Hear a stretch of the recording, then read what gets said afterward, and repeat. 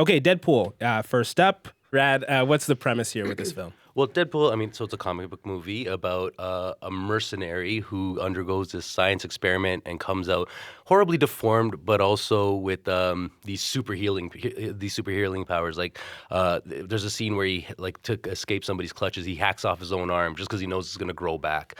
So just to give you an idea of the kind of powers he has and the kind of movie this is basically not that different from, say, Wolverine and Wolverine Origins, a movie that most people kind of panned. Mm-hmm. But what this movie does is it wears its R rating as a badge of honor. Like Deadpool, the character in the comic book and then in this movie, he's someone who's constantly breaking the fourth wall, constantly reminding you that he's in a comic book, you're watching him, he's going to make fun of the other superheroes, and he's going to do it while being very vulgar, constantly making sex jokes, constantly, engaging in rough sex, just everything he could do to get a rise out of you. So why is this film connecting so well with audiences? Well, in terms of the way it connected, I think it's very surprising that this R-rated movie, broke records on the level of any blockbuster that's usually PG. Usually that is unheard of. And the thing is, I think we have to remember that back when Avengers came out, all the guys that were teens back then, they're 18 now. So, and then not only are they 18 now, but they've been kind of clobbered with superhero movie after superhero movie, all of them kind of neutered, all of them starting to bleed into each other. And so here comes Deadpool, and he's saucy, and I'm not a big fan of this movie, but I think people are just connecting to anything different. It will bring people out. But this isn't the first time a film has poked fun at Marvel. There was Ant-Man, for example. Is there something different going on with Deadpool? Would you say that Ant-Man poked fun at Marvel, or Ant-Man just had a little fun within the Marvel kind of? Okay. Yeah. I wouldn't say. I think Deadpool is the only one that really did poke fun at Marvel, and then outside of the Marvel universe, you had movies like kind of Kick-Ass and Super, which is directed by the guy that made Guardians of the Galaxy. Mm-hmm. So there were movies that were outside of the whole Marvel DC universe that did this, but Deadpool within the universe and having the relationships with the X-Men universe is poking fun from within, and I think that a lot of audiences engage with that. Steven, you wrote that Deadpool is a Marvel movie for people who don't like Marvel movies. Yeah, which is me. I'm the perfect audience for this movie. So they sense that there was some Stephen Marshes out there. Well, I don't know if it's Stephen Marshes so much as that there's so many people have been watching these movies for so long. In fact, it's been sort of the way, what you see when you go to see a movie is a Marvel movie, that the conventions have now built up that they're just so ripe for satire and so ripe for attack. And this is the movie that just takes that low-hanging fruit and just plucks it, and it completely nails it, I think. I get that it's an R-rated movie, and there is this kind of Tarantino-esque violent comedy to it, but to me, it's a writer's movie. It's a movie where, the opening credits are, this is some douchebag's film starring random actor with CGI monster, and they're constantly making these jokes about every time I go to the X-Men compound, there's only 2 superheroes. It's almost like they couldn't afford a third X-Men. He's a superhero character who's aware that he's in a superhero movie.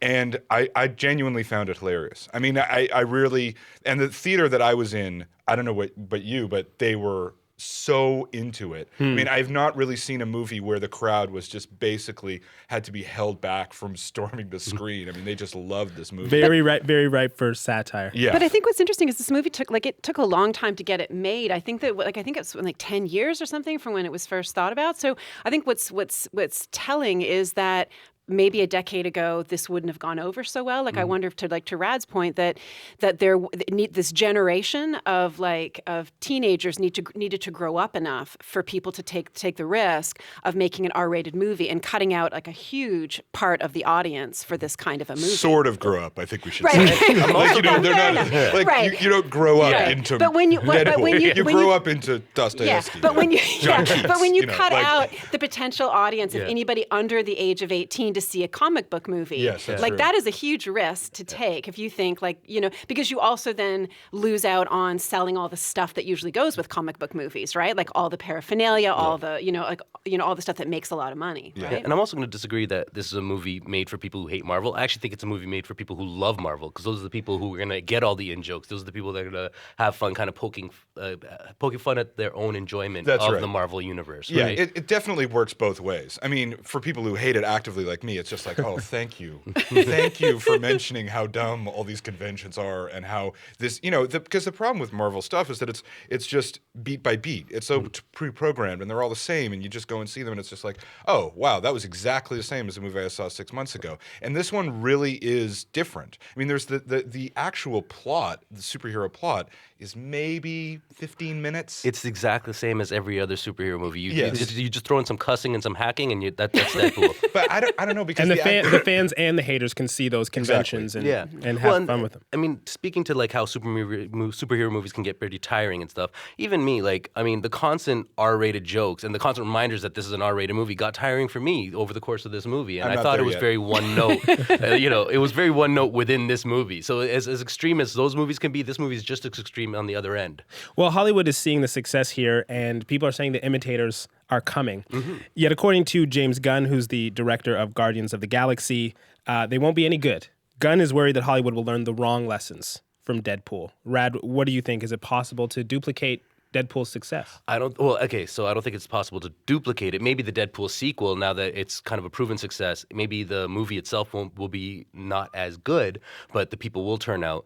But you can't duplicate the recipe because, I mean, as I said, this movie is a one-note movie. It's here to remind. It was fresh because even the marketing reminded you that, hey, you're not a kid anymore, and this is not a kids movie. Well, you can't do that a second time, right? And then if you're gonna try and duplicate the success and bring out another R-rated comic book movie, well, you got to bring more to the table, just that one gag. Yeah, and it is one gag. I mean, it is satire. Like you won't be able to do it again.